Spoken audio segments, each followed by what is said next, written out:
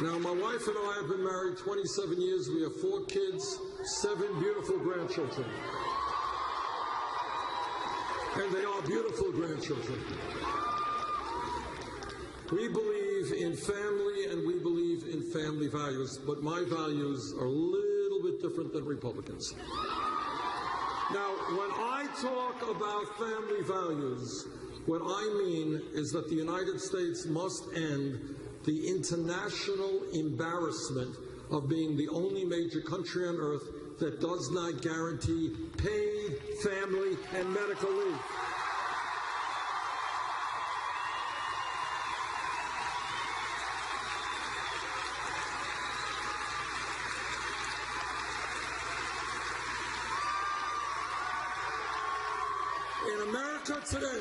In America today, in Michigan today, and in Vermont today, a woman is having a baby.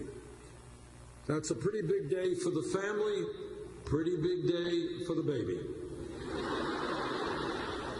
But here is what is not so funny, and that is if that mom is working class or low income, she, within a week or 2 weeks, may have to separate herself from her newborn baby and go back to work to earn the income she needs to take care of her family.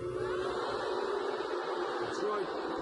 It is an outrage, and we are the only major country on earth that allows that to happen. And that is why I believe we must pass legislation now in Congress calling for 3 months of paid family and medical leave.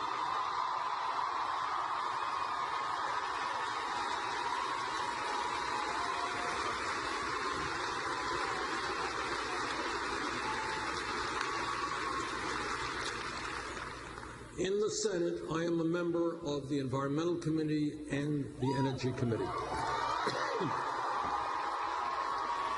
I have talked to scientists all over our country and all over the world, and this is what they say almost unanimously.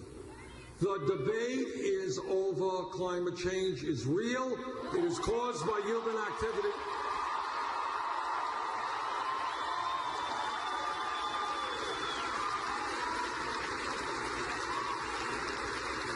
And it is already causing devastating problems in our country and around the world. And this is what the scientists are telling us.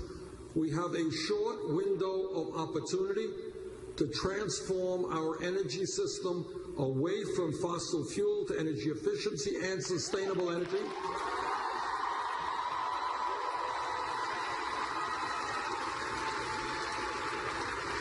And if we do not do that in the very near future, in a very bold way, by the end of this century, our planet, our only planet, will be 5 to 10 degrees Fahrenheit warmer. More drought, more floods, more extreme weather disturbances, more acidification of the ocean, more rising sea levels, more international conflict as people fight over limited natural resources. We have the moral responsibility to make sure that the planet we leave our children and grandchildren is healthy and habitable.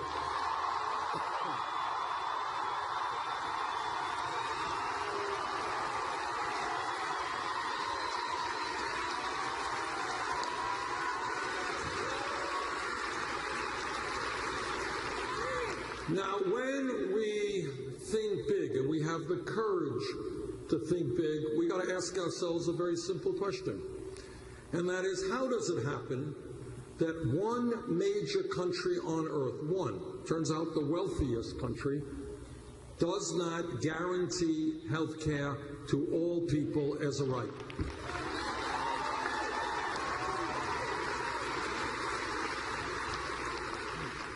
The United Kingdom has universal health care. France does, Germany does, Scandinavia does, Canada does, Holland does. Every major country on earth guarantees health care to all people as a right, except the United States of America. Now, I was on the committee that helped write the Affordable Care Act. It has done some very good things.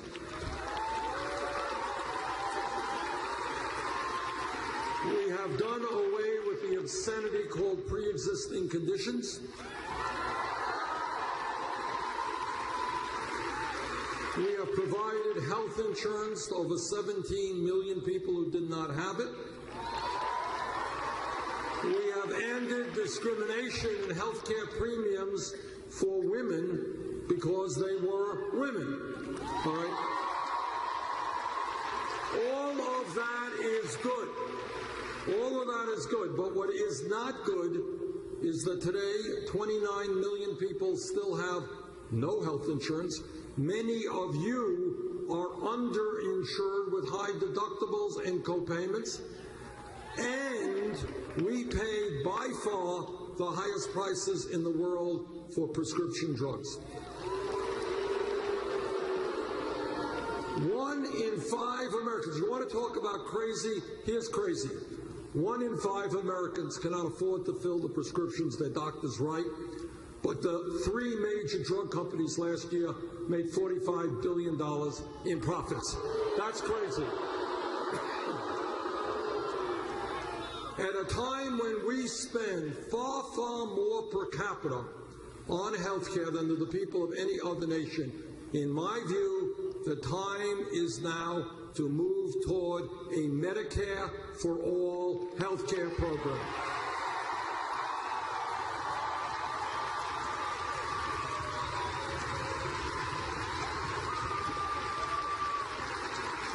Well, let me make a political observation right now, and that is I am often attacked, and people say, well, Bernie, you're a nice guy, you got good ideas, but you're not electable. You can't win a general election. I agree.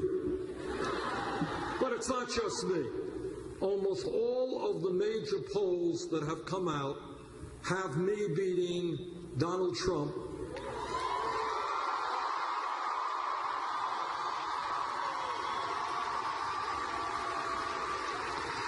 In fact, there was a CNN poll just out, I think, yesterday.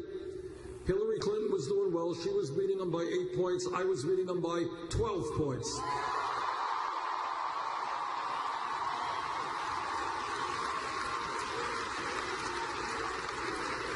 There are a number of reasons why, together, if Trump is the nominee, we will defeat him. And I'll tell you why. From an economic perspective, most Americans do not believe that at a time of so much income and wealth inequality that we should give hundreds of billions of dollars in tax breaks to the top 0.2%. That's what Trump believes. Most Americans do not.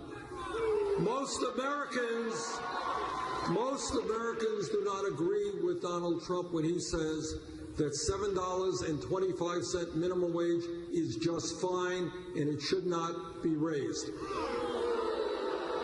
Most Americans do not agree with Trump when in a Republican debate, and you've all seen those crazy debates, he said that wages in America are too high. Now, we all know that Donald Trump is the greatest of everything. He is the greatest. Anything you name it, he is the greatest. And among many other attributes, he's one of the world's great scientists. Just ask him, he'll tell you. You see, and he has studied this issue of climate change for years and years, and he has concluded that climate change is a hoax.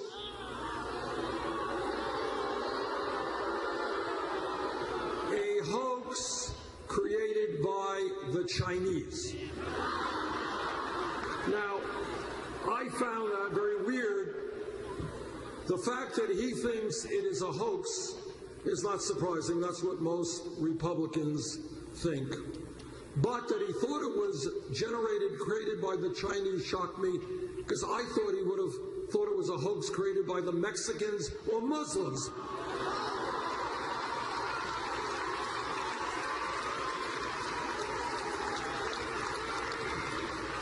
tell you why, together, we and the American people will defeat Donald Trump. And the reason is that most Americans know that coming together trumps divisiveness and separating us and dividing us up.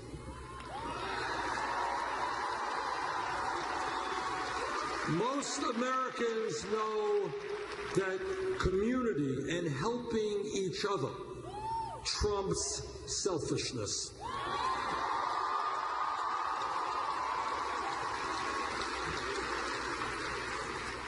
Most importantly and most profoundly, most Americans know that love trumps hatred.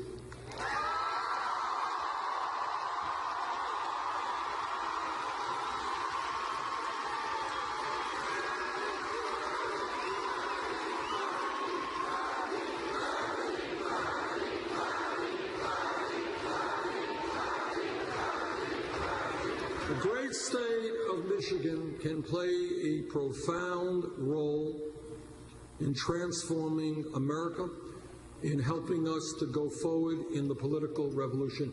But it will not happen unless we win the primary here. So please come out and vote.